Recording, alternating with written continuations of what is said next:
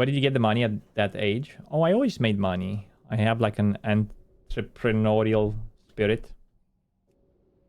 And I say earlier, I was making like when I was 15, 16 years old, I was making more money than my parents combined together.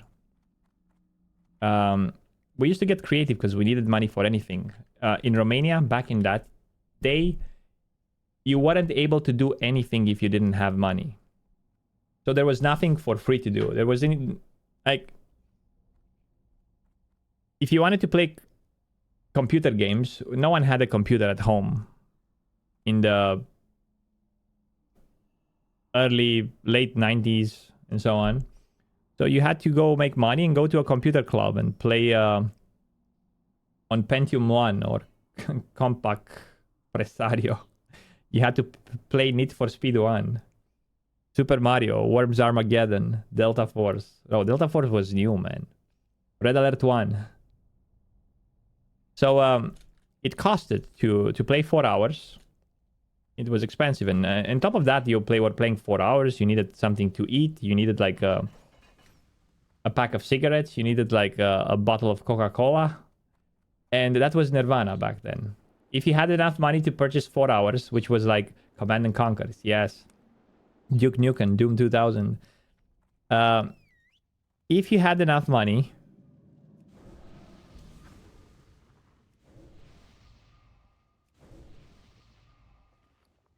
you were really good. You were really, really good.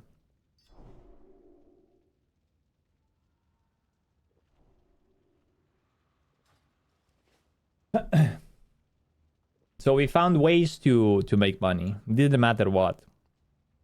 During the summer, during the early summer, we were selling cherries. So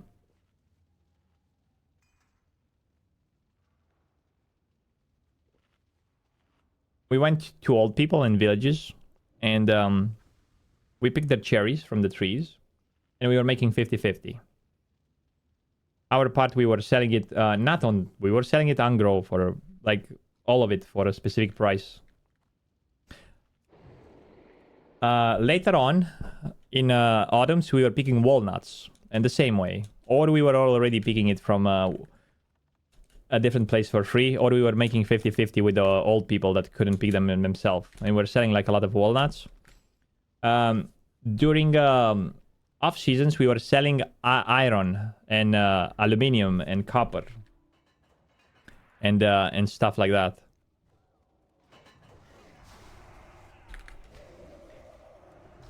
Oh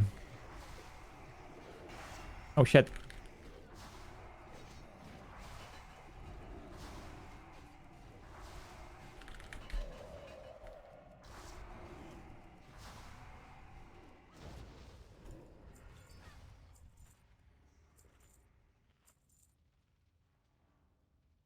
Where do you get the metal from?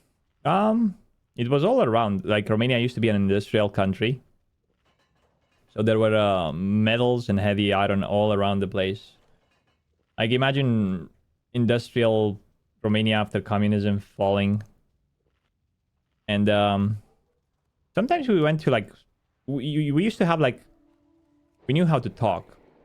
So basically one time, we went to this big service, right? And this big service, we told them that we are from a specific school, like a car school. And we needed the iron for the school, for projects and so on, you know? And that guy gave us everything. He gave us, like, supply for about a month. Every day we would come there. His lifetime work of having a service and saving all that extra aluminium and copper and whatever. And for a month, every day we picked, like... We were making, like, the equivalent of $100 each a day, basically, for a month. Do you understand?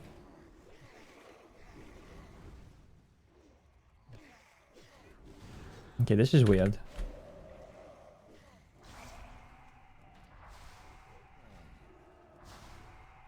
No mana.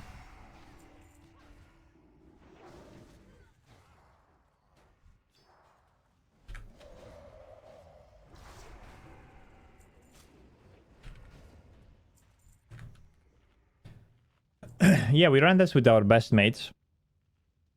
But we were always coming with new ideas of making money. At one point, we were going at this iron place where they were taking all kind of recyclable materials. Aluminium, copper, even paper. So a company brought like a lot of... how do you call those that you open in an envelope and you send them to... give them to birthday parties, to...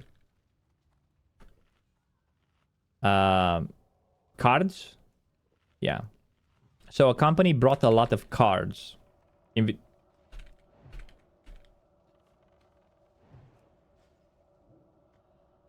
Cards, right? Anyway, cards with envelope and... oh, look at that assassination blade. That's really nice.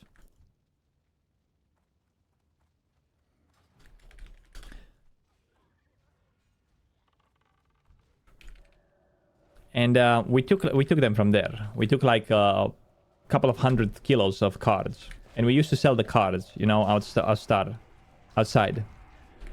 And at the beginning, we wouldn't sell that many cards, right? It was birthday cards. It was like regular cards with flowers. It was like all type of cards with messages on them, without messages on them, and so on. And we tried to sell them, and it didn't work. Well, we were selling, but not that many to make a lot of money. And then we trained a lot of kids, young kids, younger than us. We were young as well, 16, 15. And we told them to say that they're from the... how do you say that? The foster home. Oh, dude, the... how do you call them? The sales just skyrocketed. So we had an army of kids selling cards, telling people that they're from the foster home. They were making good money. We were making good money. I was selling the same, basically. And everyone was happy. It was like the mafia of the cards. It wasn't the scam army, man. We're just making some kids happy because those kids were in the computer cafes all day. Like, they wanted to play like some Red Alert. That was the only way they would play because they wouldn't have money. You understand?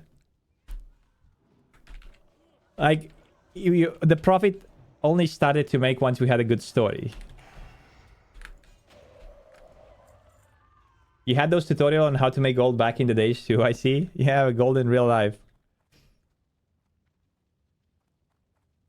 I know some people might not agree with that and it would be bad, but literally everything has value.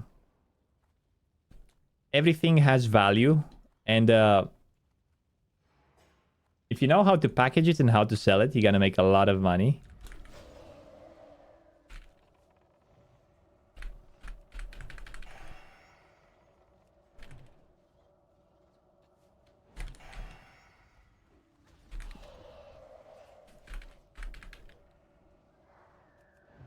The way you said it, it made it sound funny.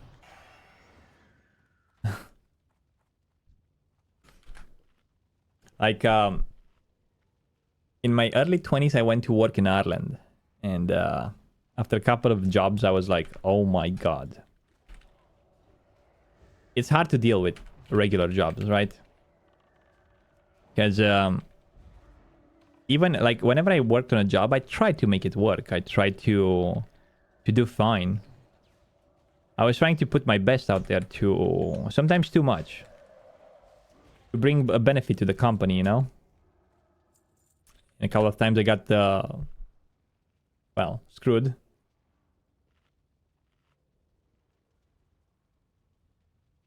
And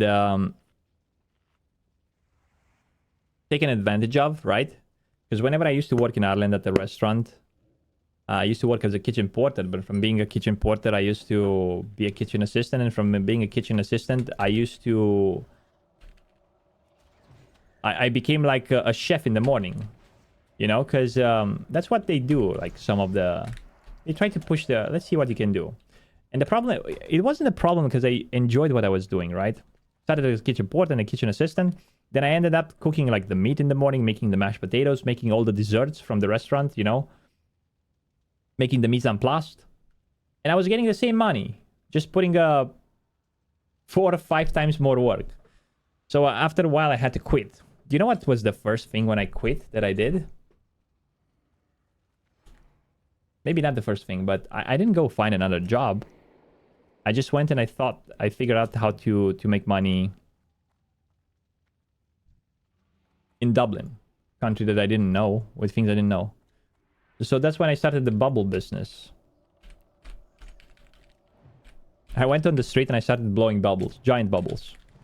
The first day I made, I didn't even go to make money, but people were like, where's your hat? I was like, what hat? The hat to put money. And I was like, okay, I put a hat. I made 17 euros, dude. 17 euros. I was like, ooh, 2 hours, 17 euros. That's good. 2 weeks later, I was making $700 to $800 a day. Maybe a month later. Obviously, we started selling something, right? We made a product that was really good, and we sold that.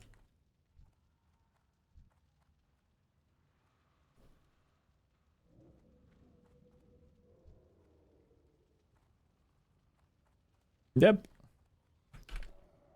It's funny how whenever you make something for yourself, you get very creative on how to monetize that thing, or how to get it better, or how to evolve doing that thing.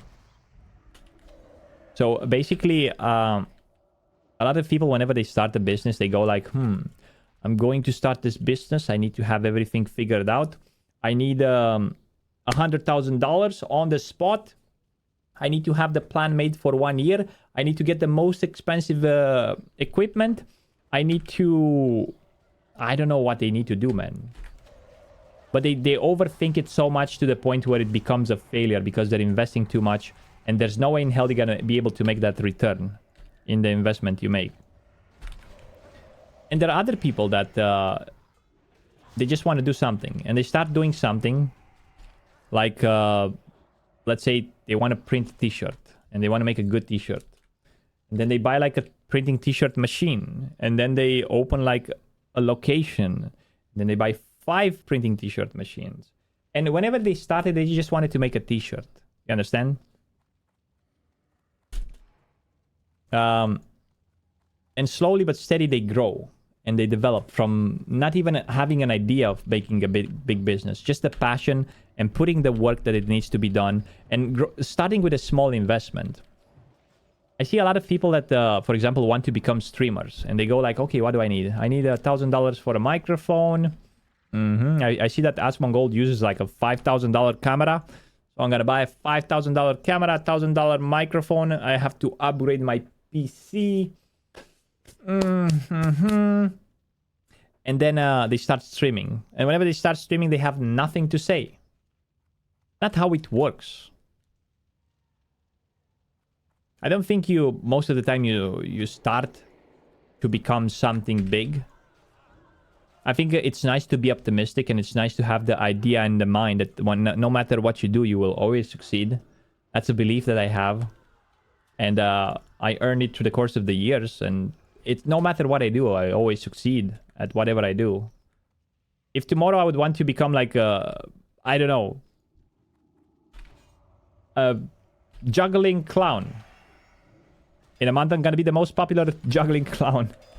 Maybe not in a month. The problem with being a good worker is you get more work, but not more pay. Yeah, I guess that could be a problem. UFC? Well, UFC would probably take more time, but some people like I would be able to professionally box probably in 1 or 2 or 3 years. Depends how much training you put into. Not sure if I would be a champion. You're fighting with people that just put more work than you out there. It depends a lot, yeah. I mean, how do you define success, right? That's the question. Like, for example, for the past 6 years, I've been a YouTuber / streamer. And I've been able to support myself and my family from this, right? would that be counted as success? In my book, it's success, right? Prior to that, for 5 years, I used to blow bubbles for a living. And would that be counted as success? Probably. In my book, it is. Success is defined differently by everyone else. For some people, success might be a big mansion with... what else? Like, he needs to be like the CEO or something. You define what success means to you, right?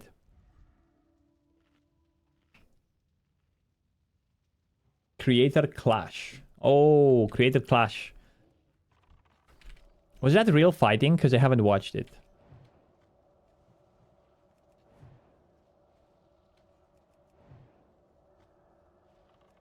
I see it in my company. I started there as a student with 20 hours per week. Now I'm a project manager without prior experience because I wanted to and I worked for it. Someone who started with me, it's still a normal office worker, which isn't bad too. Well, a lot of people just go to work and they go to work and they just go to be there to finish the program. They wait for the day to be over. That's not healthy, neither for the company, neither for them, and neither for their future. If you're going to spend 8 hours of your life for the next 5 years in some place, you gotta try to be the best, no matter what the place is, even if it's a fucking McDonald's. Because if you don't try to be the best for 5 years, you're going to develop habits of not wanting to be the best, just being there, just waiting for time to pass by you.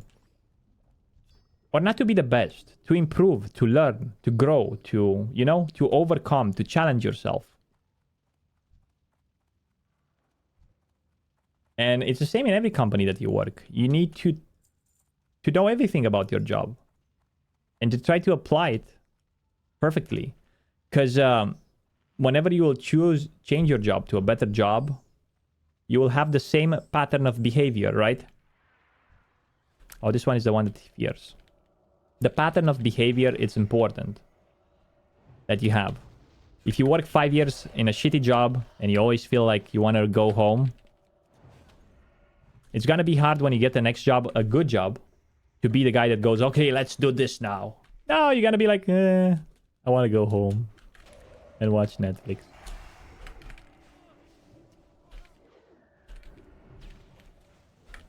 You don't even have to enjoy the job. You just have to apply yourself as a man. What does a man do? A man takes care of the fucking job. You have a job to do. What is that? Clean the sewer? I'm gonna fucking clean the sewer as best as I can. What's my job? Washing dishes? I'm going to wash those dishes shining. You know how? They're gonna be so fucking clean, they would want to take them home, the customers. It doesn't matter if you get paid less. You don't have time to complain. The only thing you're supposed to do is to do your job as best as you can, and that's the best way to prove that you're a man. You've done your job.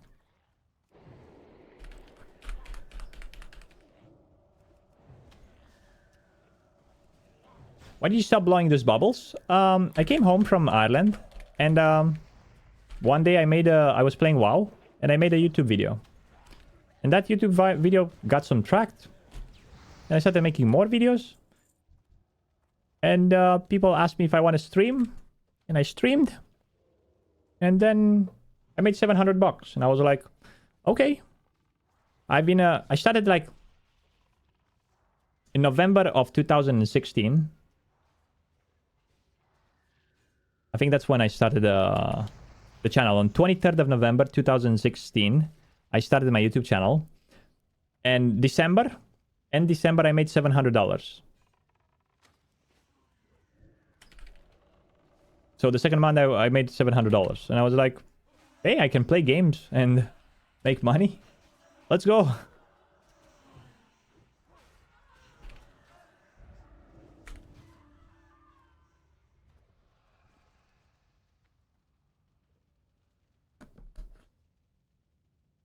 To be honest, working in today's world is who you know and how much you're willing to bend over for that person.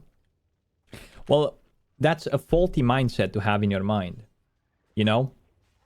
Because if you have that mindset, it automatically cancels the idea that you can work for yourself, right? Like, there are so many faulty ideas that people get based on the place they're living on. If you grew up in Romania as a kid, until recently, you had so many flawed ideas and toxic beliefs pumped into your brain, and it's so crazy. Some of the ideas, the ideas are like, you can't make it in Romania. It's a shitty country. This country is filled with corruption. No matter what you do, if you don't have like people that you know, you're not gonna succeed. And all kind of stuff like this, you know? And then you grow up hearing those things over and over from your family, from your friends, from your whatever. If you don't know someone here, you're not gonna make it. And you end up believing them. And what happens is that you never try because you take it for granted that that's the reality for you. But it's so wrong, man. It's really hard to wash your brain. Like, you really wanted to be able to try to wash some of those beliefs that you have from childhood. And even myself right now, I am aware that I have some communistic Romanian ideas in my brain, and I'm still struggling to find them and to clean them and to clear them. And I've noticed that one way to kind of try to brainwash your brain, to bring it back to its natural state without any type of poisonous beliefs in it, it's to travel around the world, to go to different countries and see how people live in different countries, see what kind of ideas they have in different countries, see how they feel about life and so on, and just picture a different way of being. What's wrong with communism? I don't know. I'm just saying that I used to live in a post-communistic environment in Romania, and there wasn't like a big winner mentality.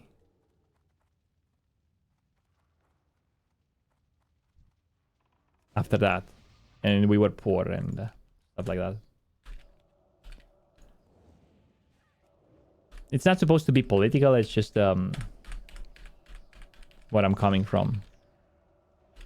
I'm neither for or against communism. We're talking mostly here about your soul. About your inner challenges and how to overcome them sometimes. No matter if it's a financial challenge, if it's an emotional challenge, if it's a physical challenge, and so on, I can tell you that you can overcome almost everything that's put in front of you. If you can manage to install a program in your brain that tells you that you can, and that you are worth, and you deserve that. That's very important. So many things that they don't deserve to be rich. So many people think that they don't deserve to be happy. Imagine if you have like a belief like that, and you try for a whole lifetime to be happy. And in your brain you go like, oh, well, you don't.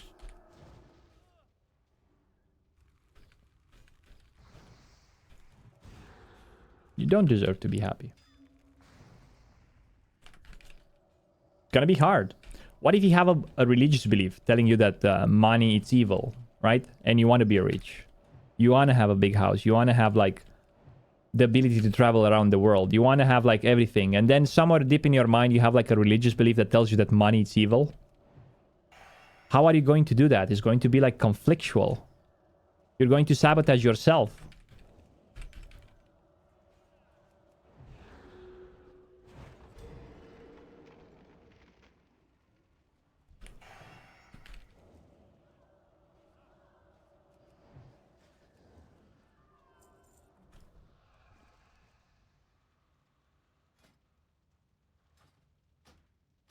Hop, hop, hop. Pa, pa, pa. We forgot that we're playing WoW here.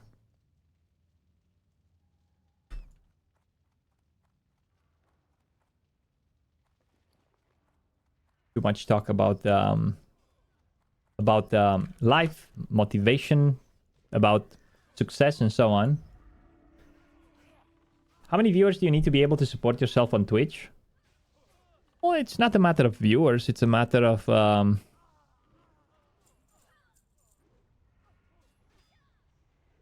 There's someone with 50 viewers that can support themselves if they have like an oiler to pump them subs and so on. It depends a lot what do you mean support yourself. Like, are you living alone? Where do you live? Do you live in a big city? Yo, Furiak with a tier 1 sub. Thank you very much for the support. You live in a country where things are expensive. Do you live in New York? Is your rent like $2,000? Do you have like a mortgage? Supporting yourself is kind of I would say that a streamer with about 200 viewers is able easily to make $1,000 a month without even selling out too much or trying too hard. That's minimum. Like 200 viewers equals like $1,000 at minimum a month. Some months are better than others. It depends a lot if you do sponsorships. It depends a lot if you have a YouTube as well, because that can generate you income as well. It depends a lot if you have like affiliate links and so on. Depends a lot if you have merch, I guess.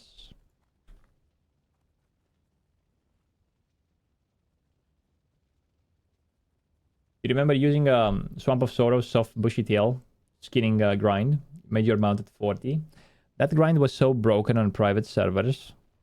On official servers, I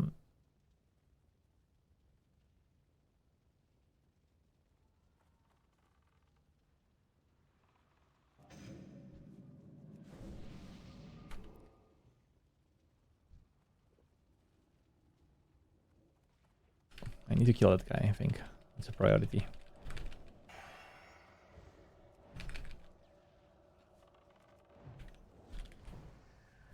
Dum.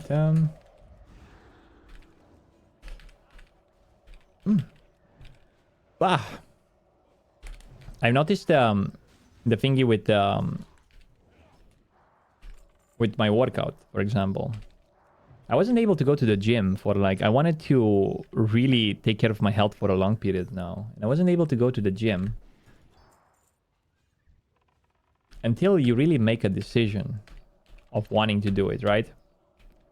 And now in the past 5 months, I probably made progress that other people make in 1 year, in 5 months.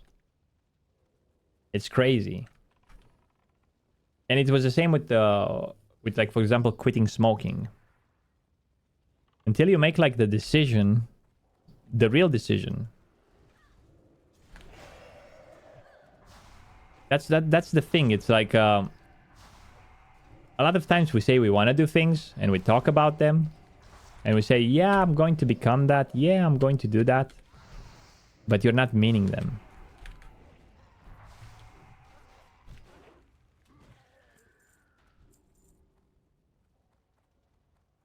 Because basically, I think it has to do something with, because I kind of came to the conclusion when I was doing my, how do you call it? Whenever I started working out, in order to be able to do it every day, I did it with a list with a prior night, right? What I'm going to do tomorrow, there was always on a list, right? So I had check marks, and I was putting this list and I was making it one night prior. Tomorrow I'm gonna do 10,000 steps. I'm going to work out. I'm going to stretch. I'm going to work on YouTube, whatever, right? And only when I started doing that, I noticed that I didn't have time to say that I'm gonna do things. I'm gonna think of doing things. So what has started to happen is I started to respect my decisions. And whenever I would have said that I would do something, I would do it. And I had like a 95% doing things, success rate with the things I said I would do. I think the less you say that you would do things and the more you do them.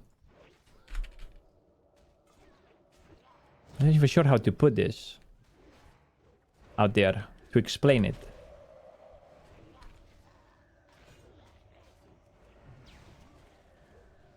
But I think you become a do-doer. Do-doer. Yeah, think about it, right? What if it works, for example, to say every day that you're going to do like 5-10 specific things and you do them every day without questioning, right? And it has to be like easy things. For me, weren't easy things, right? There were 10,000 steps a day. There was like workout. There was like working. There was like getting creative about things. It wasn't easy things. But what if it works? If you say that you're gonna do 10 things every day, and one can be open the window, one can be like I don't know, get the dust out of your desktop and so on until you reach 10 things. And then for 3 months, every day, you do those 10 things without missing a single thing. You know what will happen, I think? I think after 3 months of doing the same 10 things without adding anything else to the list, after 3 months, probably if you would say like, okay, today I'm gonna stop smoking. You make a list. Stop smoking. I don't know. Create a new business and stuff like that. You would have to do the list, right? Because you have now a 100% not lying to yourself ratio.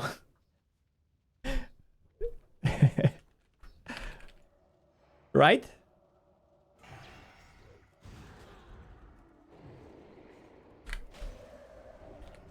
Whatever makes you get out of the slugness and procrastination is good. But what are you saying doesn't work for everyone? Well, that's a belief that you just said there. It doesn't work for the people that say it doesn't work for them. Do you understand? It's pretty simple. If you think that something works for you, or you think it doesn't work for you, you're pretty much right. You understand? Oh no, if you say like I'm the type of the guy that cannot do that type of thing, right? You are the type of guy, I believe you. I have 100% faith that you are the type of guy that doesn't want to do that thing. But if you tell me with the same ease and you're saying, I'm the type of guy that can do anything, I actually believe you. I'm going to look into your eyes when you tell me that and I'm going to believe you. Yo, Ash Beyond Gaming with a tier 1 sub. Thank you very much. You know why? Because you have a belief in your brain that tells you that you can't do a specific thing. And you've had that there for 20 years. I don't even think you're going to be able to do it. But if by any chance you're willing to question that belief, right? Let's say your belief is say that you can't swim. Even since you were a kid, you tried swimming, you can't swim, you panic in the water, and you just can't do it. But then if you go into a corner in your room with yourself and you ask yourself, why can't I do this when almost everyone else can do it, right? When did this start? Have I tried everything that I can to make sure that this is like a reality for me? Am I willing to try again, although it's scary and dangerous and I might even drown? Have I looked for the best professional in this field, right? And then you keep on asking yourself those questions. And I can assure you that you're going to be able to overcome whatever challenge you think you have, or you think you can't do, or the thing that doesn't work for you.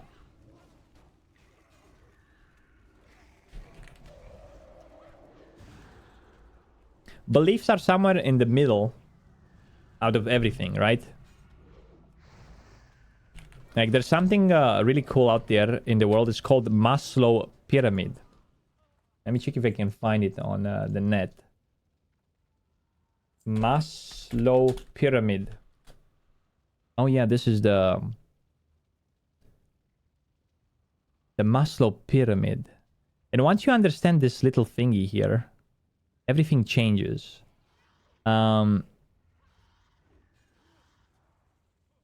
It's called the Maslow Pyramid Hierarchy of Needs. Your belief is that you can't die in hardcore? Hey, that's a good belief. But what happens when you die, or if you die?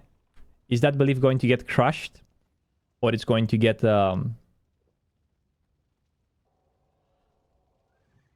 Something is wrong with this. I can't make it bigger.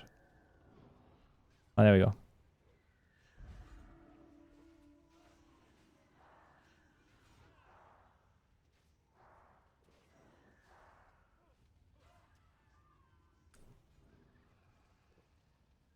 Maybe not. That's not the pyramid I'm looking for.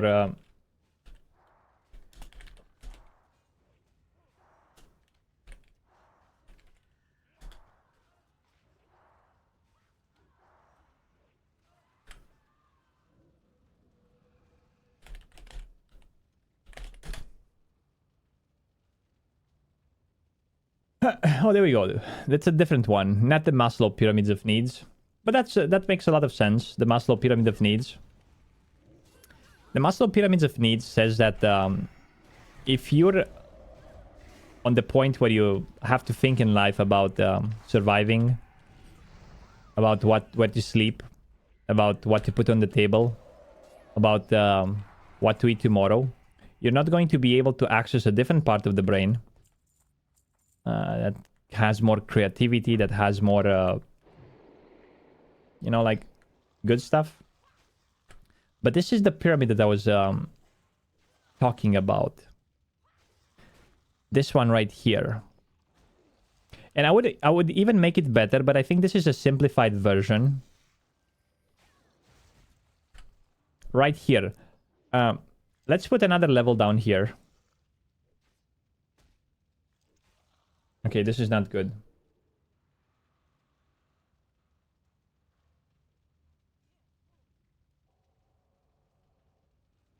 Tap, tap, tap, tap, tap. Oh my god, those guys are skippers.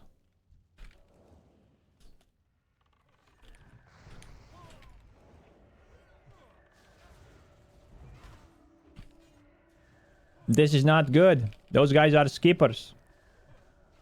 Ha ba ba ba ba ba ba ba ba ba ba ba ba ba. Yeah, lots of boots. Skippers, yeah, they skip packs. In dungeons. In hardcore dungeons.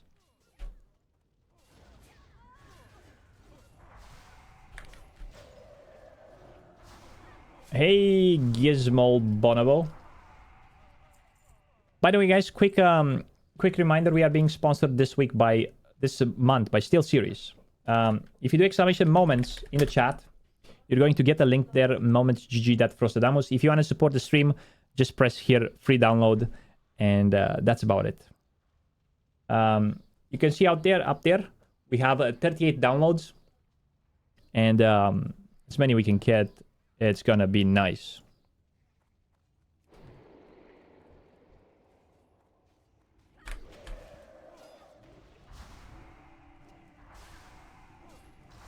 The rogue needs on the stone. Oh, it greeted, man.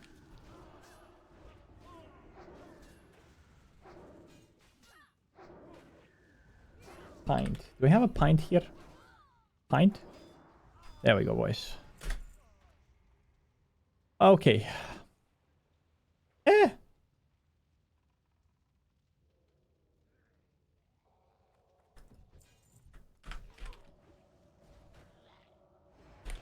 Oh, we don't have mana. That's yes.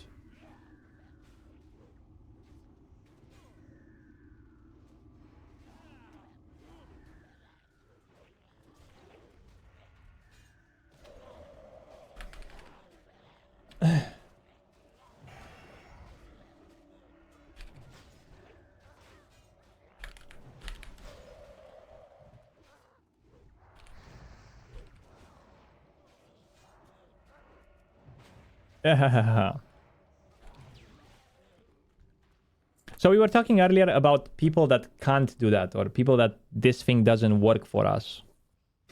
In my opinion, this pyramid here, it's not... Oh, wait a minute. How do we paint here? It's not totally done here, right?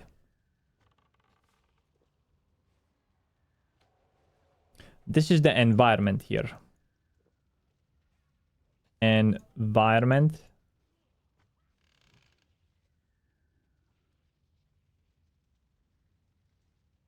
Ha!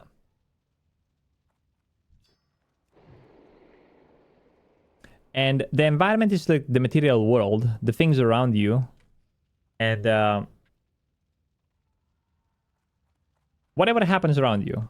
Your reality. Yes, the environment, your reality. This down here is your reality. And the behaviors you have dictates your reality, right? If you have like behaviors such as taking drugs, your reality probably is going to be like you would hang out in some shady places with some shady people doing shady stuff, right? This will be your reality in a, I don't know, in a dark alley. Because your behaviors, right? A lot of people try to change their behaviors in order to change their reality, right? But they're not doing much because their behaviors are coming from some other place. They're not necessarily, you can't just change a behavior and become like a no longer a drug addict. And then we move higher and higher. We get to the belief point here, right? It's beliefs that cause behaviors, right?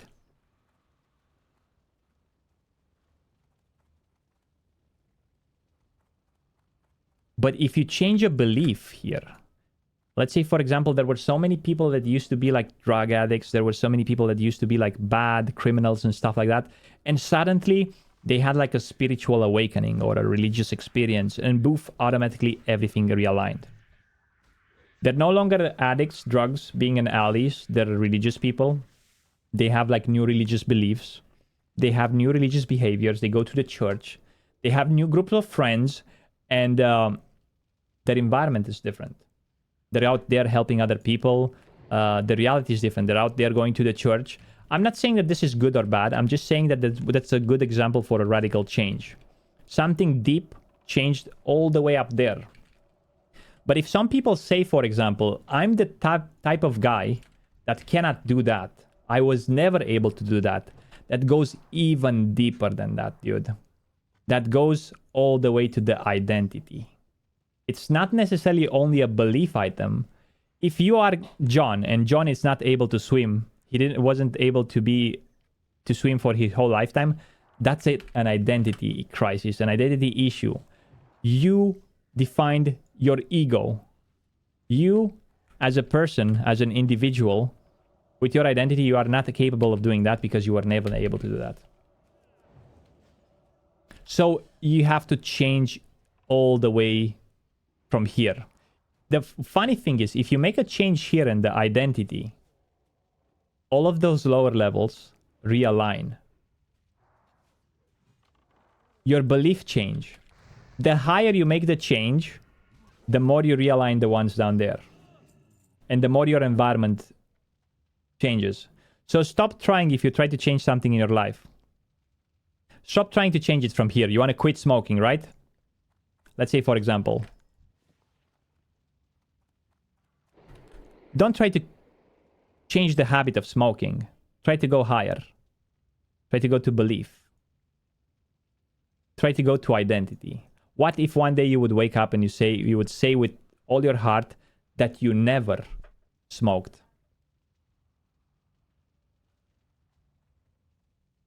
Could you give us an example? I could give you an example, yes.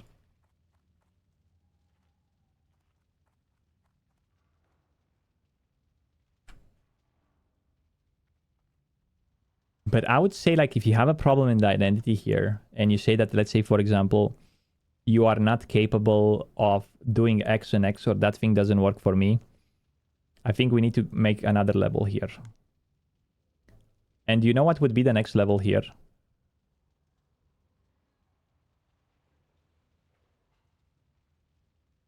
What do you think, guys, will be the next level here?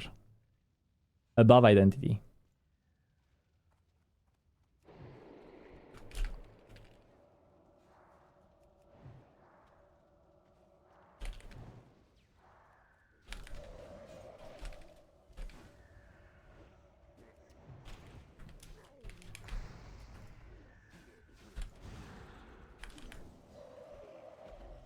No one knows? Come on, guys. Let's put purpose, because if I put God, people will go like, fuck you, Frost. God is a bitch. Purpose. Purpose. And let's say life's purpose. Yeah? Life purpose. There we go, boys. But it's not enough just life purpose. God. I need to put God here. Because there's another level that you can access. Easy. So if you don't know exactly who you are or who you want to be, try to think, where do you come from? You know? And it doesn't have to be the conventional god. Model up there. Where am I coming from? I'm coming from God. How is God? Good. Graceful. Great. Then how am I if I'm part of him? How can I be if I'm coming from there?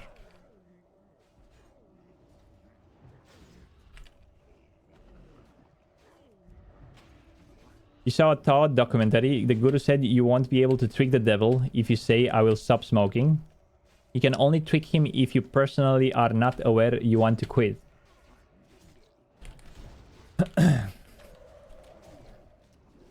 Whenever the guru talks about the devil, I think the guru talks about your ego and the voice that you have in your mind. And that's like what a lot of those highly spiritual person identify the devil with. The voice in your head that tell you what you can do and you cannot do.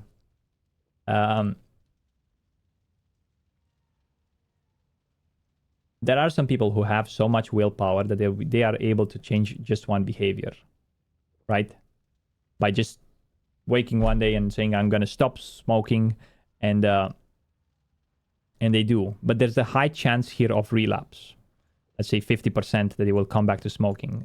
They will quit for a couple of months, and then they will just quit smoking.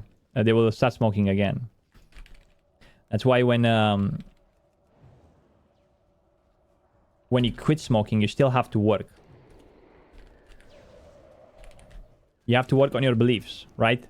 You quit smoking for a month. You remind yourself in the morning that you woke up, oh, I quit smoking for a month now. Maybe you can tell yourself something like, well, I feel like I never smoked in my life. I don't even have a memory of me being a smoker. You understand? You put new things, new thoughts into your mind. You reinforce those thoughts. I've never been a smoker in my life. I don't even know how to smoke. I don't even remember how to smoke anymore. I think I used to smoke in the past, but it's just a vague memory that I can't even picture it in my mind anymore.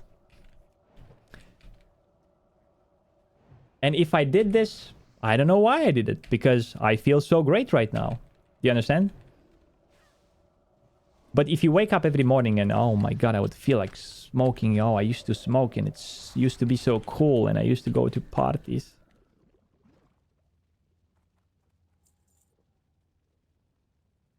That's tricking the devil.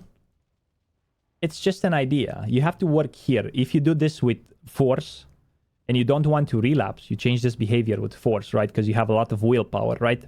You've been gifted with a lot of willpower. Then you have to work here. Identity and belief. I've never been a smoker. Never smoke. I am not a smoker. How does it sound better, right? When people ask you. If you are selfish, if people will ask you if you smoke, what do you say? Well, I used to smoke for 20 years. That's selfish, but I quit. That's pride, right? But if someone asks you, want to smoke? Oh, I'm not a smoker. Boom. That's your new identity. You embraced it. You don't have to tell them the story that you used to smoke for 20 years, right? You're just not a smoker. You don't do it anymore. Now, obviously, you can still tell the story, but there are people who do it every day, right? They go, like, they quit, and then they tell people, like, well, I used to smoke, but I quit. But I quit. 1 year passed, but I quit, but I quit. If you quit like 1 year ago, why do you tell me every day about that, you know? It's obviously you're still suffering and you haven't quit yet. You haven't forget it. Quitting something means it's no longer part of your life, right? You don't really talk about it that much. And if you, by any chance, talk about it, it's like telling once to sometimes that some people that are new in your life, yeah, I used to do that. To the sole purpose of helping them quit as well. You know, there has to be a bigger purpose behind that. Because if, in my opinion, if you are a smoker and you manage to quit smoking, I believe that it's your responsibility to help other people do that the same. Now, don't force people to quit that don't want to quit. That's like the worst thing you can do. You make it worse. Going to people telling them, oh, you're going to make cancer, dude. Quit, you piece of shit. No. But there are people that might open the subject on you, or that might think in their head that they want to, right? And I think it's kind of your responsibility to help them quit, because when you were a smoker, I can assure you, if you're a smoker for a long time, you made a couple of people smoke too. You know how I know that? Because in life there will be people that respect you. If you smoke in front of someone that respects you, they will try to smoke as well, because they want to be like you. You're setting an example, right? If you're a grown man next to children, and those children look up to you and they respect you and they see you like, there's a chance that eventually when they pick a cigarette, they will be like, well, that guy is doing it and I have respect for him. Why shouldn't I do it?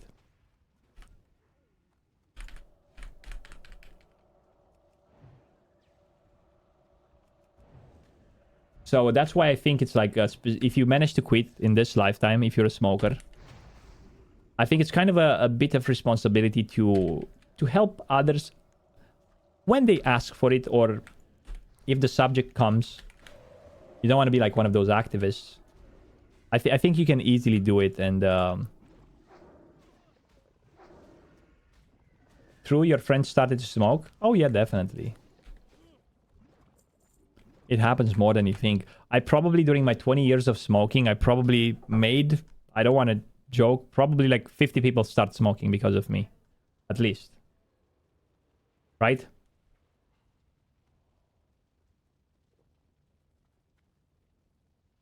And you lose your friends. Well, you don't have to go to your friends and if they smoke. Like, the best thing you can do when you quit smoking and you still are with your friends is to be able to keep sitting with your friends. Like, for example, when I'm going with Sonia to the barbecue, me and Sonia both are non-smokers. We sit around the friends that we used to smoke with, right? And we don't talk about them. We don't tell them anything about the smoke. You don't even get bothered by the smoke. You do understand? Like, the smoke goes into my face. We're sitting in a small room. I can feel it like worse. It's not like when you're a smoker, it doesn't bother you. But when you're not smoking anymore, it starts bothering you. And we don't say anything. We're not bothered by it. We don't try to say people to quit. And that's the best thing you can do. Because they look at you and they remember, dude, those guys used to smoke more than me. And now they don't seem to have it as an issue anymore. Well, I guess we're never going to get sponsored by cigarettes, boys.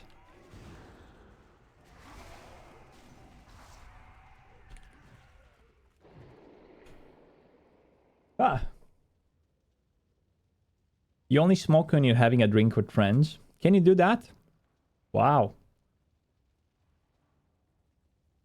I wouldn't call it a responsibility, mate. It's more the feeling of wanting to help others. I'm not saying it's wrong in any way, but the word responsibility doesn't fit here. Well, I think it does. I think it does.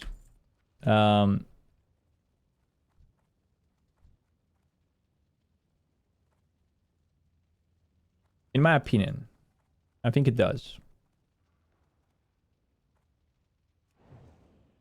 And specifically, if someone asks you for help.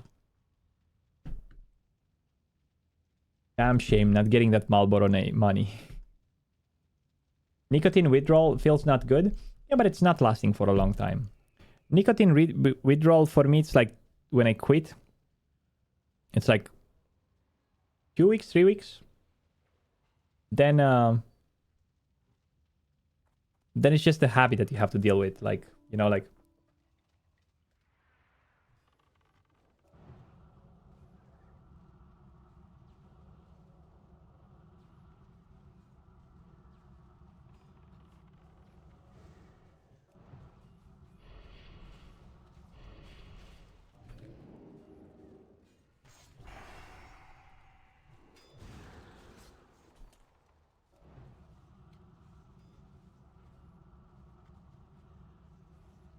Coca-Cola. I don't drink Coca-Cola. Well, I drink it only if I go outside. I mean, in town with friends to somewhere. I really like water. So listen, here, I'm not drinking like, for example, I love water, man. I love water more than I love Coca-Cola or whatever else. Water has minerals. It has salt. It has like whatever inside. And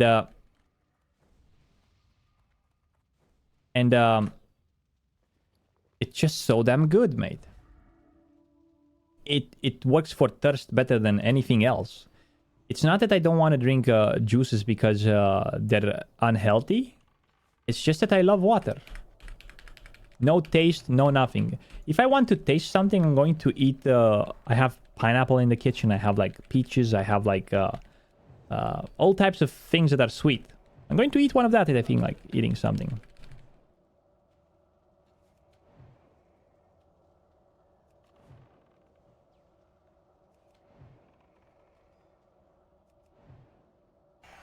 You have the same bottle of water?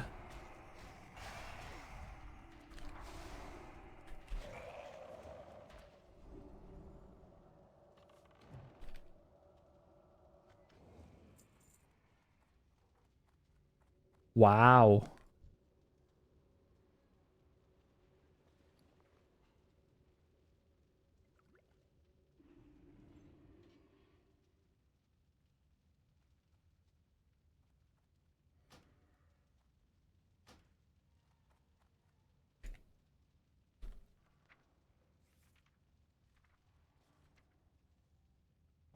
Worldwide Forge.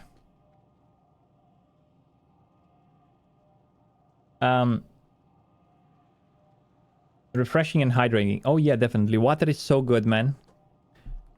I can't tell you how good water is. It's like my favorite drink. Sometimes I do modify the water though. Sometimes I squeeze a bit of lemon in it. Sometimes I put an ice cube on it. Sometimes I put a tea bag on it if I want to drink a tea, but it's still water in the end, you know. I guess you could say the same about Coca-Cola. Well, it's still water, but people peed in it. Having no taste is a poor argument for not drinking water. I guess so.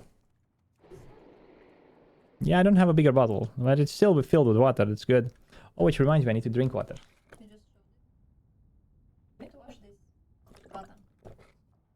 I think that's the color, the button.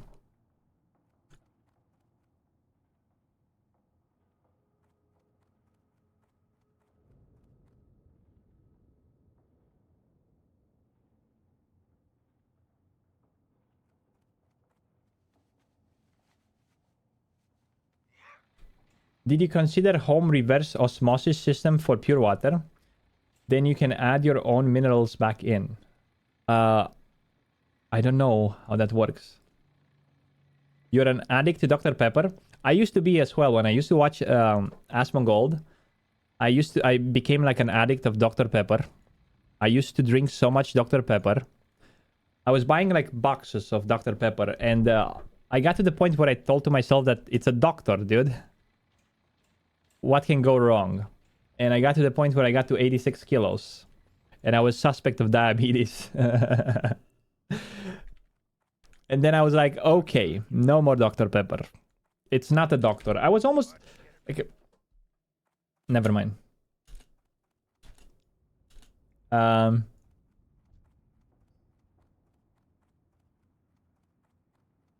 86? Well, I'm quite tiny. I know it's nothing, but...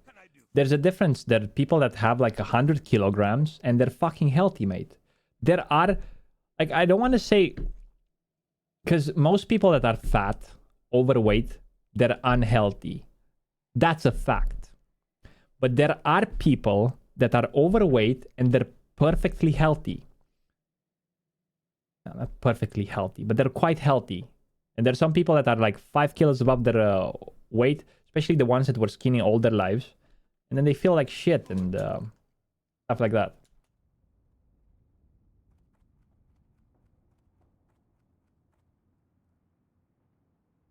You don't see fat 90-year-olds? Oh, wow. Now that you put it like that, you get a good point. You get a good point. UBRS, UBRS.